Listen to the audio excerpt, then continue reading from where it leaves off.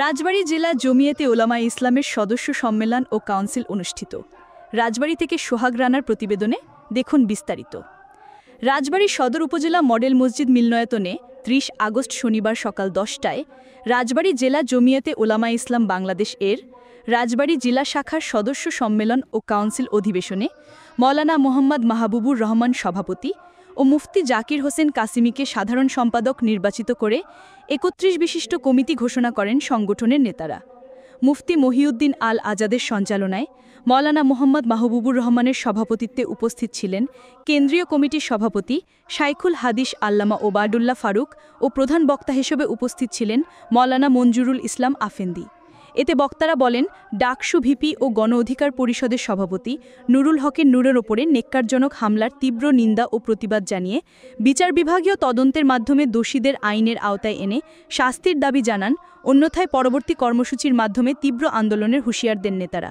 এটাকে ঠেকানোর মতো বাংলাদেশে কোনো শক্তি নাই ইনশাআল্লাহ।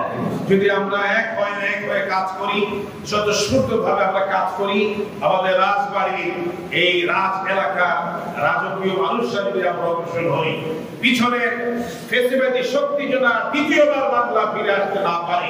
দৃঢ়ভাবে ছিল, এখনো আছে, ৭০ বছর যেমন ছিল, এখনো আমরা এই দেশের মাটিতে আর কোন ফেসিবাদের জন্ম যাতে না হতে পারে সেজন্য সজাগ এবং সুদৃষ্টি রেখে সামনে এগিয়ে যাচ্ছে ইনশাআল্লাহ। কামনা করে আগামীতে বাংলাদেশের সব ইসলামিক দলগুলো একত্র হয়ে যে ইসলামের ভালো উদ্যোগের কাজ করতে পারে তাদের সফলতা কামনা করে আমি সকলকে দোয়া ভালোবাসা জানাতে শেষ করছি। আসসালামু আলাইকুম। এতে বক্তব্য দেন জেলা গণ অধিকার পরিষদের সদস্য সচিব রবিউল আজম ও দ্বাদশী ইউনিয়ন পরিষদের চেয়ারম্যান দেলোয়ার হোসেন সহ সংগঠনের নেতাকর্মীরা। হতবাক হয়েছি, এই বিষয়টার নিন্দা জানানোর ভাষা আমরা খুঁজে পাচ্ছি না। বিশেষ করে ৫ আগস্ট পরবর্তী বাংলাদেশে ফ্যাসিবাদী শাসনের মতো এইরকম প্রকাশ্যে কোন রাজনীতিবিদের উপরে হামলার দৃশ্য আমরা আরেকবার দেখব। এই জন্য কিন্তু নাম কি আব্দুল্লাহ, ইসলাম শিক্ষা করি, কলমা শিক্ষা কোথায়, সূরাতুল শিক্ষা কোথায়, নামাজ শিক্ষা কোথায়, প্রত্যেকের এই উত্তর দিতে হবে যে মসজিদে বক্তব্য দিচ্ছে। মসজিদে বক্তব্যে কোনো ইউনিভার্সিটির লোক পড়ায় না, মসজিদে বক্তব্যে কোনো আপনার এই ধরনের কোনো সংগঠনের লোক পড়ায় না।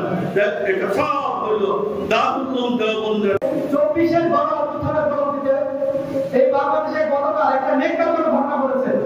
আপনার সবাই অনুভব করা হয় এই অভ্যুত্থানের অপরাধের বিভিন্ন মহানকে কালকে